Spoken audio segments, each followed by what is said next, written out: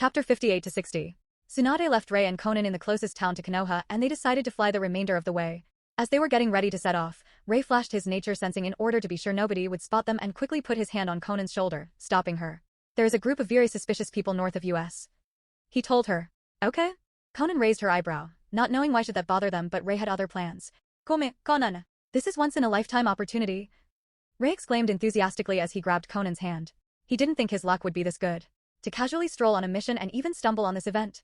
They both hopped through the trees until they were almost near the group of suspicious people. Crouching down, they watched from foliage as a group of ninja dragged a small exhausted girl. The girl had her hands tied together and under her eyes were big black circles. I am going to get her out, you finish the ninjas. He whispered to Conan and gave her a kiss on her cheek before disappearing. Rei appeared in the middle of the ninjas and grabbed the red-haired girl by her waist as he cut the rope. He instantly jumped back, away from them. Who are you? One of them screamed but didn't manage to finish. Conan completely surprised the group as it was dark. She enhanced her papers with Doton but didn't make them stay white. The paper changed to brown and in the dark, it was almost invisible. As it flew at the group of 5 ninjas, 3 were hit whereas the other 2 actually could use other senses than sight to locate the papers. These 3 people were hit with the paper. One's ribcage completely caved in as the paper impacted him, killing him instantly. Another had a crushed head as the paper hit him in the forehead and unfortunately for the guy, a tree was behind him so his head exploded due to the pressure the paper put it through as it pushed it against the tree trunk before completely felling the tree with a loud thud. It was a quick death. The third was the unlucky one. He managed to jump away slightly, but in midair, his foot was hit, snapping it due to the force. He howled in pain as it shattered the bones in his foot and half of his shin. The guy couldn't fight anymore and just rolled on the ground from pain. The 2 who survived started to become afraid as they saw their comrades felled almost instantly and looked around. Neither Rei nor Conan could be seen anymore. Rei landed on the branch Conan was sitting at and put the girl down. Conan noted, the girl looked at the screaming man with sullen anger, enjoying his misery while pouting at her still-bound hands.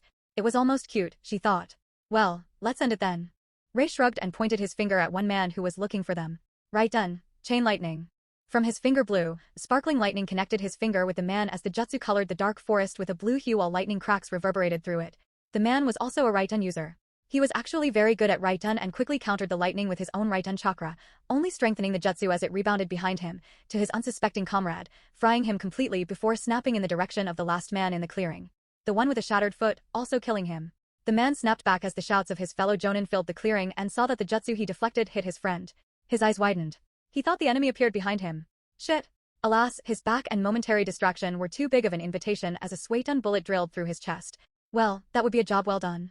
He sighed and looked at the redhead who timidly watched him with caution in her exhausted eyes.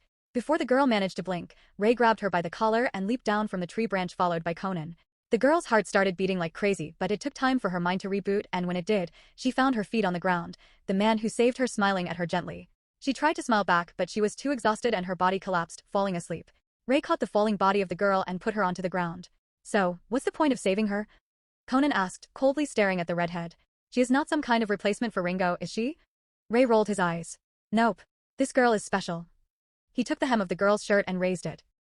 Are you going to molest the Miss Special then? Conan asked with an amused voice. Of course not. Rei exasperatedly answered as he put his palm on the girl's bare stomach. A seal appeared. Here we go, Kyubi Jinchuriki.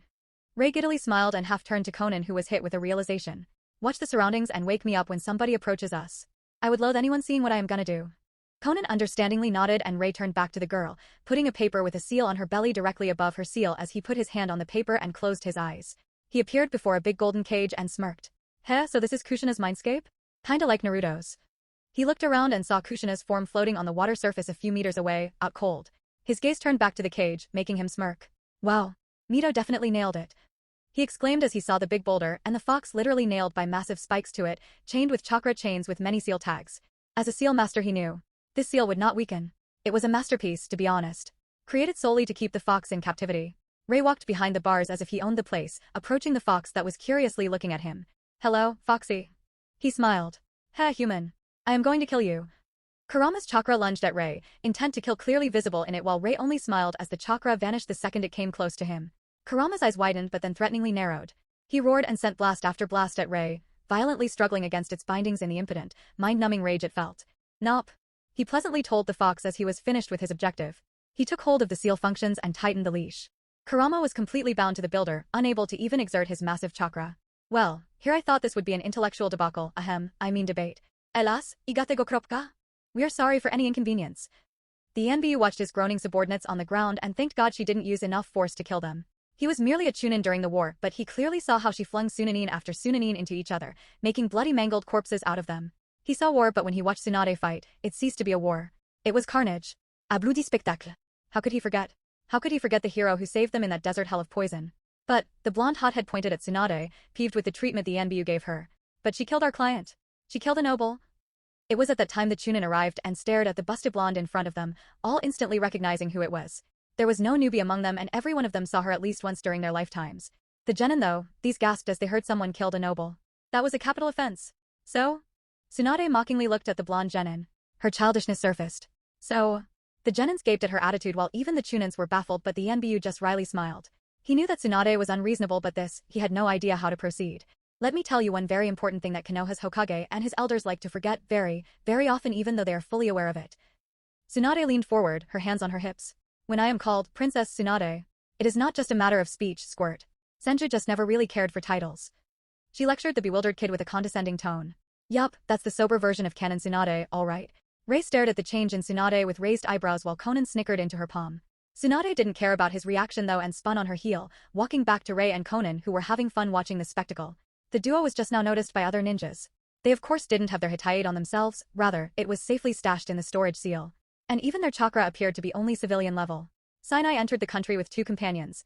Would you? She momentarily turned to the sensible ANBU and after he nodded she marched off, dragging Rei and Conan with her as the ninja and the people around gaped. That was Senju Tsunade. The girl from the genin team looked at her Jonin-sensei. Seems like it. He grimaced. The girl looked at the disappearing back of the violent blonde woman and did guts pose. So cool.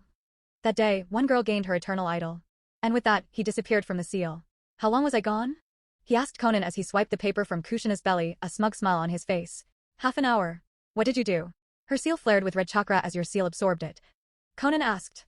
I am storing some of our 9-tailed friends' chakra for future references. I would do it with Sambai and Rokubi back in Kiri, but they always have at least one ANBU around. I know I will have the best opportunity later, but finding this girl so far from her village, without guards. He let out a creepy laugh which made Conan deadpan. Well, a kid is getting closer while some man is being hidden but follows the kid. She stated. Ah, already? Rei nodded and sat near Kushina as he dragged her shirt down. No need to give these 2 ideas, right? Rei was sure at least one of them would like that. Another 20 minutes when a blonde teenager burst from the foliage, flying directly at Rei only to find his face pressed into the ground as Rei's hand kept it there. Punk, nobody ever taught you it is impolite to just jump at people? Who is your teacher? Some sexual offender? Rei passively asked and could hear someone stumble in the foliage. This was not yet the Minato Namikaze, the 4th Hokage. This was a teenager. A hasty one at that. I am going to loosen my grip, be a good boy and don't perv at me too much, okay? He could hear a muffled muttering as the boy's head was pressed to the ground and chuckled. The second he let the boy go, he jumped back, landing in a crouch as he unsheathed his tanto. Who are you? The boy asked but Rei ignored him. Will the pervy sage come down alone or is such a strenuous activity too much for you, Jiraiya? Sensei. Minato was startled as his sensei appeared next to him, his eyes narrowed at Rei. He thought he was hidden well. How did this kid? Jiraiya was about to jump at the kid when he saw something very disturbing. Thousands of futon papers came floating from all around, felling trees in their path.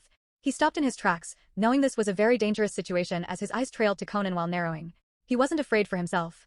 But the 2 teenagers of Konoha? They would not survive it. What do you want? He sighed.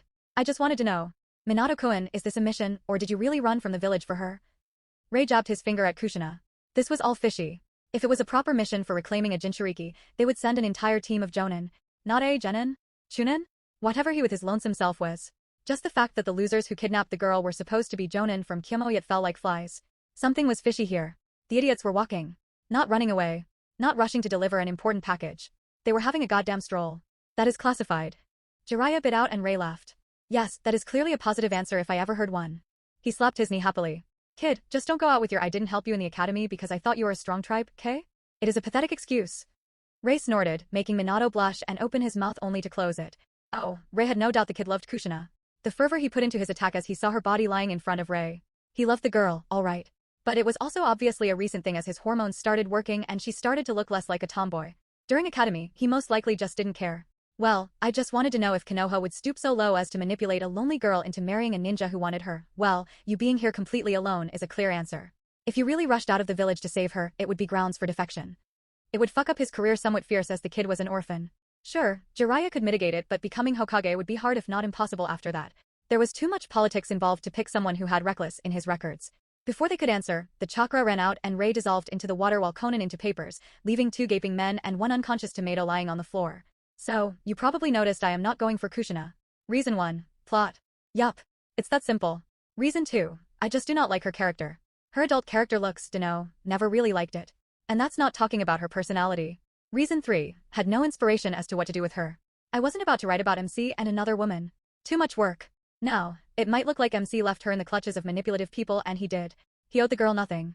But in this story, even if it is not important, Minato loves Kushina and Kushina will fall in love with him regardless of him saving her. Period. Tsunade walked through the gates of Konoha but surprisingly, she didn't feel at home at all. She felt annoyed. The faces of her grandfather and granduncle were the only thing that somewhat soothed her reluctance as she approached the booth with the guards. When she came closer to it, she instantly saw 2 men sweetly sleeping and her annoyance was again there, rearing its ugly head. With a twitching eyebrow, she banged her papers on the table, making it shake enough to wake up the 2 shinobi. They jumped up, prepared for a fight until their sleepy eyes spotted a frowning Tsunade. What the hell are you 2 doing? She asked darkly, drumming her finger onto her papers. I don't have all day. She added with a threatening scowl. The guards looked sheepish and took her papers, their eyes bulging out the second they read her name. While the guards were busy with her papers, she noticed an Anbu departing from behind the booth, most likely heading to inform the Hokage about her arrival. Nevertheless, Tsunade didn't go to greet her sensei. No, she first went to the Senju compound where she spent hours on end to relocate the entire library, treasury, and anything of use to Rei's dimension or her storage. She cleaned it all. She wasn't feeling generous towards Konoha. Sure, it might have been a village created by her grandfather and even could be called her clan's heritage but, with the current leadership of the village and the Senju clan's extinct status, Tsunade really didn't feel any attachment toward the village. As she looked at the bare walls and furniture-free rooms of the houses in the Senju compound, Tsunade nodded in self-satisfaction at her handiwork. No scroll was left unturned and even if the village broke through the seals securing the compound, they wouldn't be able to find anything. Tsunade found quite a few marks that somebody indeed did try to get inside the compound in her absence. This, however, only strengthened her belief that the future of her clan no longer lies with Konoha. Maybe I should do the same with the Uchiha compound just secretly? She briefly thought but dismissed the idea as she doubted these egoistical pyromaniacs would have anything useful stashed away. But now, her reason for returning to Konoha was finished and she couldn't help but feel awkward. This place was once her home. Something she wouldn't mind dying for. But now? Now it was but a painful reminder of her clan that died for the village. Sure, maybe her ancestors would want her to protect it to pay her respect to them. She was even playing with the idea of destroying it as it was the reason for their demise. For better or worse, Rei disabused that notion quite quickly though. In the end, Tsunade decided to go the third, neutral route and just stop caring about it. She had a new home and the dead will stay dead no matter what befalls Konoha. At the end of the day, she was about to exit her compound and sullenly walk towards the Hokage Tower when she saw an Anbu waiting for her in front of it. What? She asked in irritation, her hands instantly crossing on her chest. The council is calling for you, Lady Tsunade. The Yanbu bowed and disappeared. So? She muttered to herself as she looked at the empty spot where the Yanbu stood just a second ago. Tell me, Yanbu-san, why should I care what some old inept idiots want? Do I look that free to you? She told towards the air with untold amusement in her tone, knowing full well nobody listened. Being summoned? Why should that be her problem? She was the head of the Senju clan. She can be summoned only by Hokage and even then the old monkey must be polite about it. The council? Ah, no chance. Tsunade shrugged and decided that it was a great day for some shopping. It was an evening already, 6 hours later, when Tsunade leisurely walked into the council room as her eyes slowly trailed over the forms of very annoyed clan heads, dozing off civilians, Hiruzen smoking his 10th pipe with a twitching eyebrow, the elders looking at her with a murderous glare, and Danzo, being Danzo. Tsunade, where were you? Hiruzen asked as she reached the Senju seat and flopped into it, instantly supporting her head with her arm. Home, shopping, a new restaurant called Ichirako, damn they have incredible ramen. Tsunade, with the corner of her eye, noted that only the Akamichi clan had appreciated the comment and quickly tried to discreetly make some sort of note. She continued.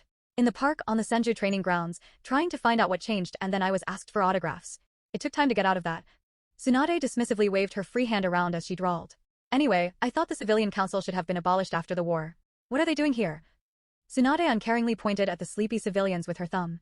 The civilians looked at her with spooked eyes while the clan heads just smirked. As they were to get involved, Danzo interrupted.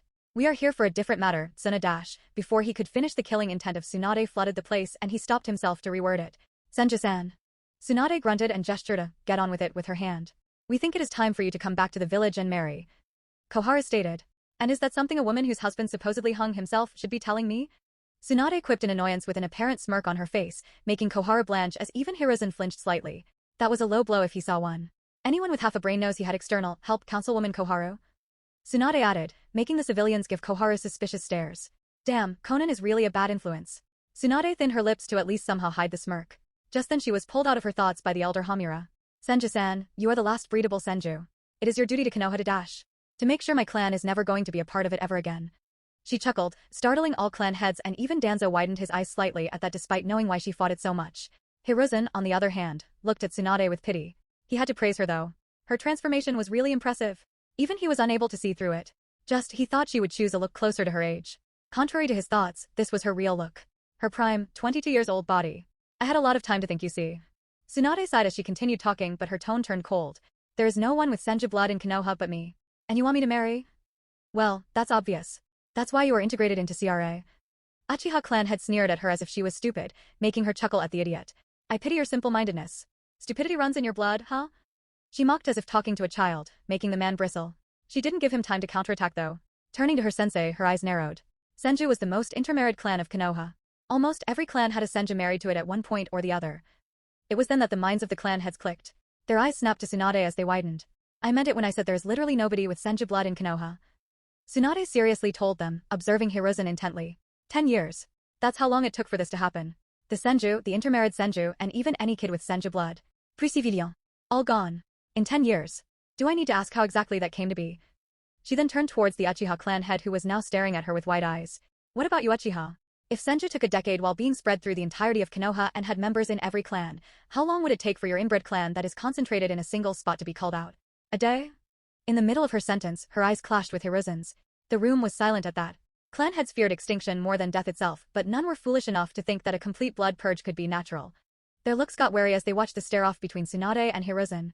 In the end, Hiruzen slumped down and sighed. We noticed the unnatural death rates and accidents of the Senju clan. But, the culprit was never found. He told Tsunade, who barked out a sarcastic laugh at him. So you didn't know?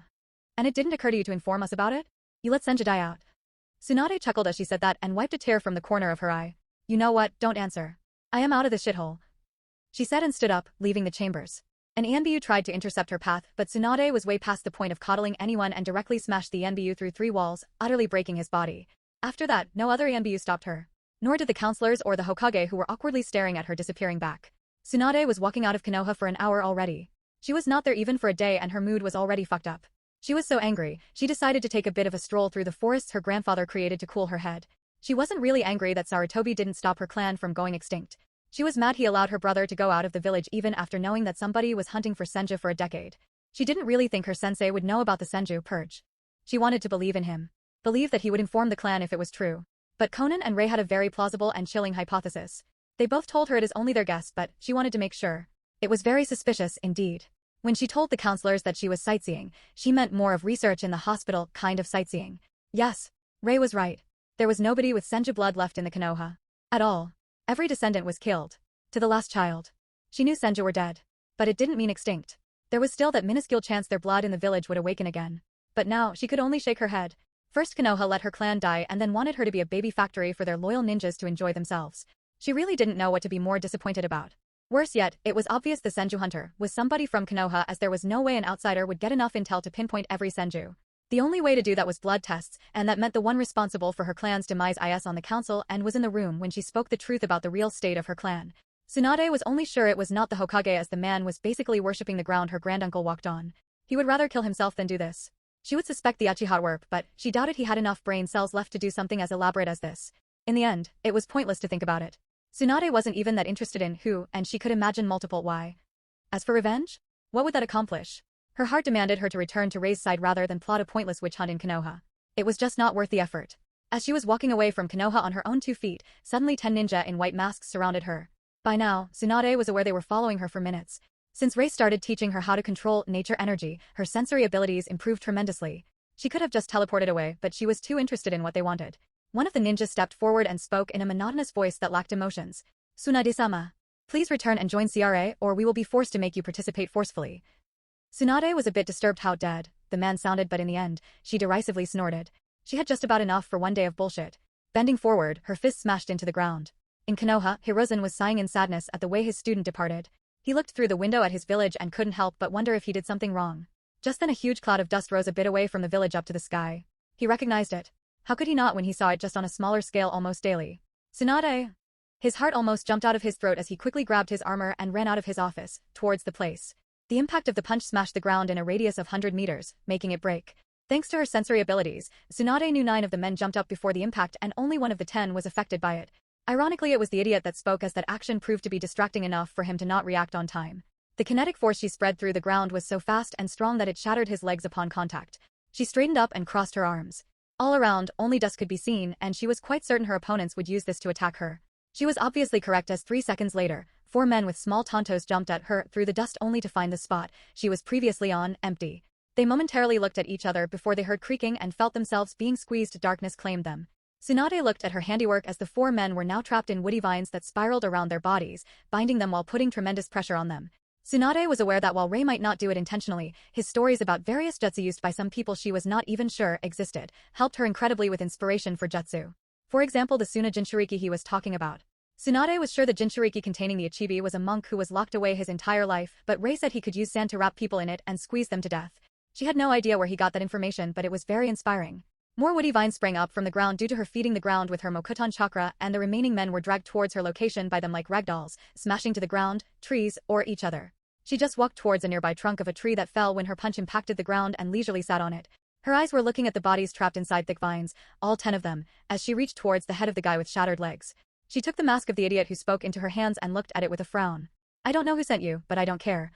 She spoke in a very uncaring and cold tone before the vines constricted.